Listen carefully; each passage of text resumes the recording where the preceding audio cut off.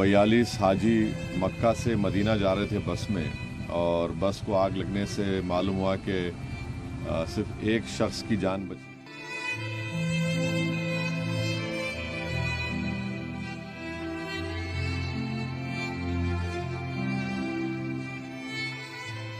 जल्द से जल्द यहाँ जो जाने वाले कार्रवाई करके अगर लाना मुनासिब है तो कहने की कोशिश करिए, यहाँ पे लाने की, नहीं तो फिर वहीं होगा तो वहीं कर देंगे। सऊदी अरब में सोमवार को देर रात एक भयानक सड़क हादसे में 42 हिंदुस्तानियों की मौत हो गई। यह हादसा उस वक्त हुआ जब मुसाफिरों से भरी बस मक्का से मदीना जा रही थी। तभी बस डीजल टैंकर से टकरा गई और आग लग गई। मरने वालों में 20 खवातीन और 11 बच्चे शामिल हैं। जानकारी के मुताबिक इस हादसे में सिर्फ बस के ड्राइवर के ही जिंदा बचने की खबर है। यह हादसा मदीना से तकरीबन 160 किलोमीटर दूर मुहरास के पास हिंदुस्तानी वक्त के मुताबिक रात करीब 1:30 बजे हुआ। उस वक्त कई मुसाफिर सो रहे थे, इसीलिए उन्हें बचने का कोई मौका ही नहीं मिला। हादसे में मरने वालों में ज्यादातर मुसाफिर हैदराबाद के बताए जा रहे हैं। हादसे के बाद तेलंगाना हुकूमत ने कहा है कि ये रियाद में हिंदुस्तानी एम्बेसी के राब्ते में है। रियासती हुकूमत की जानिब से जारी बयान में बताया गया है कि वजीर आला रेवंत रेड्डी ने दिल्ली में मौजूद अफसरान को हुक्म दिया है कि वो हिंदुस्तानी एम्बेसी से नजदीकी तालमेल बनाकर मुतासिरीन की पहचान और दीगर फॉर्मेलिटीज में मदद करें।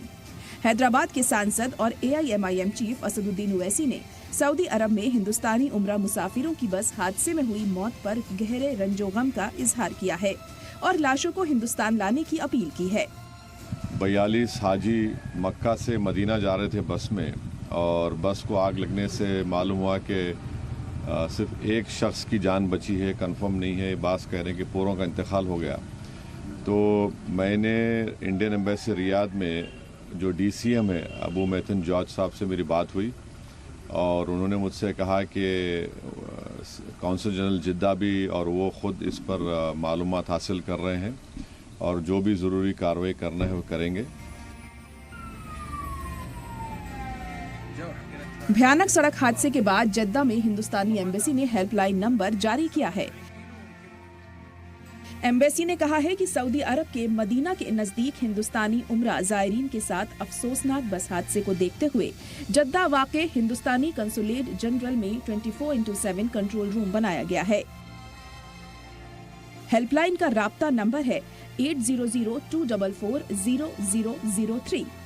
मुतासिरीन के परिवार वाले 7997959754 और 9912919545 नंबरों पर राब्ता कर सकते हैं। इतना ही नहीं, सड़क हादसे के बाद तेलंगाना हुकूमत ने सेक्रेटेरिएट में कंट्रोल रूम बनाया है ताकि अहले खाना अपने लोगों के बारे में जानकारी ले सकें। वजीर खारजा S जयशंकर ने सऊदी अरब में हुए हादसे पर दुख जताते हुए कहा है कि मदीना में हिंदुस्तानी शहरियों के साथ हुए हादसे से गहरा सदमा है। रियाद वाक़े हमारी एम्बेसी हादसे से मुतासिर हिंदुस्तानी शहरियों और उनके परिवारों को पूरी मदद फराहम कर रही है। मदीना में सड़क हादसे पर हिंदुस्तान के वजीर आज़म नरेंद्र मोदी ने दुख जताते हुए X पर पोस्ट कर कहा कि मदीना में हिंदुस्तानी शहरियों से जुड़े हादसे से मैं बेहद दुखी हूँ। मेरी ताज़ियत उन परिवारों के साथ है जिन्होंने अपनों को खो दिया है। मैं सभी जख्मियों के जल्द सेहतमंद होने की ख्वाहिश करता हूँ। रियाद वाक़े हमारी एम्बेसी और जद्दा वाक़े कंसुलेट जनरल हर मुमकिन मदद फराहम कर रहे हैं। हमारे अफसर सऊदी अरब के अफसरान के साथ लगातार राब्ते में हैं। हादसे में जान गंवाने वालों के अहले खाना मरकजी हुकूमत से मरने वाले हिंदुस्तानियों की लाशों को हिंदुस्तान लाने की गुजारिश कर रहे हैं। जल्द से जल्द यहाँ जो जाने वाले कार्रवाई करके अगर लाना मुनासिब है तो कहने की कोशिश करिए, यहाँ पे लाने की, नहीं तो फिर वहीं होगा तो वहीं कर देंगे। यहाँ से बच्चे जाना चाह रहे हैं, हम लोग बच्चे को भिजा रहे हैं। 4-5 जनों जो जा रहे हैं, फैमिली के मेंबर जा रहे हैं, 5 जनों को भिजाने, जल्द से जल्द कार्रवाई करके भिजाए तो अच्छा। एजेंट कौन है? एजेंट क्या नाम, ट्रैवल्स वाले वही बोल रहे, मैं भिजा तो अगर जाना चाह रहे हैं तो अपना भिजा तो मैं कार्रवाई करता हूँ बोल के बोले। जल्द से जल्द वीजा लगा के कार्रवाई करें। कहाँ से कहाँ जा रहे थे लोग? मक्के से मदीना जा रहे थे। मक्के में उम्रा हो गया, उसके बाद मदीने की ज़ियारत के लिए जा रहे थे। 25 रात में यहाँ के 11:30-12 बज रहे थे। फोन शोएब मोहम्मद शोएब जो है फोन करे उन्होंने फोन करके बताया। हमारे हैदराबाद से एक काफिला 45 टू 46 मेंबर का मतलब हैदराबाद से उम्रे के लिए गया हुआ था मक्का मुकर्रमा सऊदी अरबिया। मदीने मुनव्वरा पहुंचने से पहले 25 किलोमीटर पहले एक वाकया पेश आया, हादसा हुआ, बस जल चुकी है। ऐसी वीडियोस और फोटोस हम तक पहुंची। जैसे फोटोस पहुंची हम travel agent Al Makkah Tours and Travels के पास पहुंचे, इनसे बात की। फिर हमने असद साहब को कॉल किया, बैरिस्टर असदुद्दीन अवैसी साहब ने मुझसे खुद बात की और वहाँ के आला अहदेदारों से बात की, वहाँ की एम्बेसी से जो भी है बात की। फिर मुश्ताक साहब से बात करके जफर साहब को भी यहाँ भेजा गया है। अभी देखते हैं सिचुएशन क्या है। वहाँ की कोई इन्फॉर्मेशन अभी तक तो इतनी ही आई है।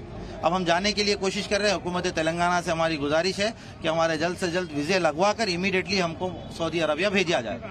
मेरी फैमिली के 7 मेंबर्स है, बोल चुका हूं मैं, जिसमें से 3 जो है लेडीज है, 4 जेंट्स है इसके अंदर। महीने के लोग पूरे उम्र के पैकेज में गए थे, जिसमें से बोलते थे अपने महीने के हमारे बोलते 10 आदमी महीने के है।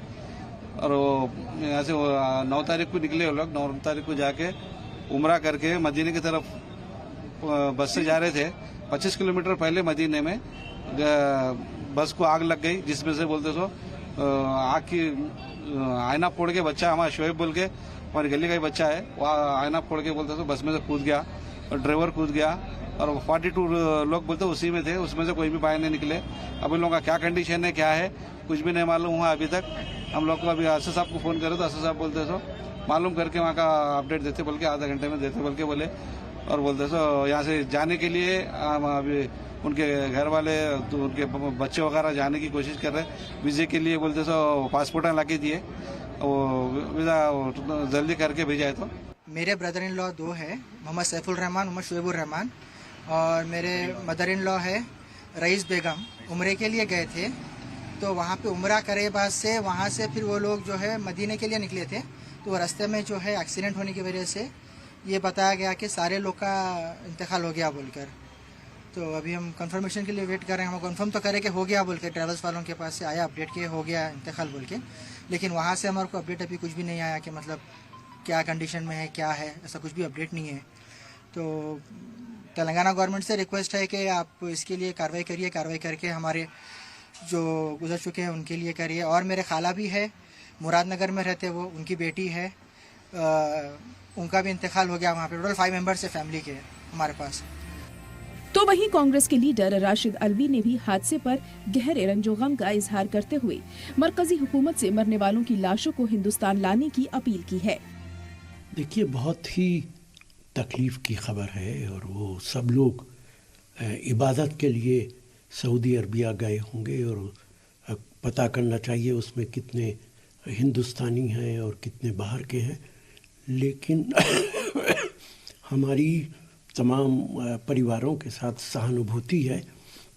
और वहाँ की जो मक्के से मदीना तक की सड़कें हैं बहुत साफ़ सुथरी और बहुत शानदार बनी हुई हैं। उन पे एक्सीडेंट होना बहुत ताज्जुब की बात है। लेकिन रियाज में जो हमारी एम्बेसी है उसकी जिम्मेदारी है कि उनकी डेड बॉडीज़ को कलेक्ट करे और भारत पहुँचाए। मेरी तमाम तर सहानुभूति उनके परिवारों के साथ है जिन्होंने अपने प्यारों को खो दिया है। कांग्रेस के राज्यसभा एमपी इमरान प्रतापगढ़ी ने मदीना में हुए भयानक सड़क हादसे की जांच की मांग करते हुए मरकजी हुकूमत से मुतासिरीन की मदद करने की अपील की है। बहुत ही दर्दनाक घटना है ये। एक साथ 42 भारतीयों की मौत की जो खबर है, जो उम्रा करने गए थे हिंदुस्तानी लोग और बस एक्सीडेंट में किसी टैंकर से टकरा जाने की वजह से एक साथ इतनी मौतें। ज़्यादातर लोग तेलंगाना हैदराबाद के हैं और उसमें बच्चे और महिलाएं हैं। ये और ज़्यादा दुखद है कि एक साथ इतनी बड़ी दुर्घटना हुई है। हम लोग भी लगातार वहाँ राहत बचाव कार्य पे बातचीत कर रहे हैं। जो अप्रवासी भारतीय हैं इंडियन डायस्पोरा के, उनके भी कांटेक्ट में हैं और दूतावास के लोगों से भी बात करने की कोशिश कर रहे हैं। बहुत ही दुखद है और जाहिर सी बात है कि इतनी बड़ी घटना विदेश में जाकर के किसी श्रद्धालुओं के साथ, किसी उम्रा करने गए लोगों के साथ होती है तो जाहिर सी बात है कि पीड़ा पूरे देश में यहाँ जो मानने वाले लोग हैं, अकीदत से जुड़े हुए लोग हैं, उन सबको दुख होता है। हम सब बहुत परेशान हैं और तेलंगाना सरकार लगातार कंट्रोल रूम बना करके पीड़ितों की सहायता की कोशिश कर रही है। बस इस दुर्घटना पर हम यही कहेंगे कि इसकी जांच हो कि ये दुर्घटना कैसे हुई, और उसमें भारत सरकार और विदेश मंत्री से मेरी गुजारिश है कि गहराई से इसकी जांच हो और पीड़ितों को सहायता पहुंचाने की कोशिश की जाए। अगर उनके परिवार के लोग शवों को, लाश वापस, जनाजे को वापस लाना चाहें तो उसकी सुविधा जो है वो प्रोवाइड कराई जाए, जो वहां दफन हो सकते हैं वहां दफन हो। तेलंगाना सरकार में कैबिनेट वजीर और साबिक इंडियन क्रिकेट टीम के कप्तान मोहम्मद अजहरुद्दीन ने भी इस सड़क हादसे पर गहरे रंजोगम का इजहार किया है।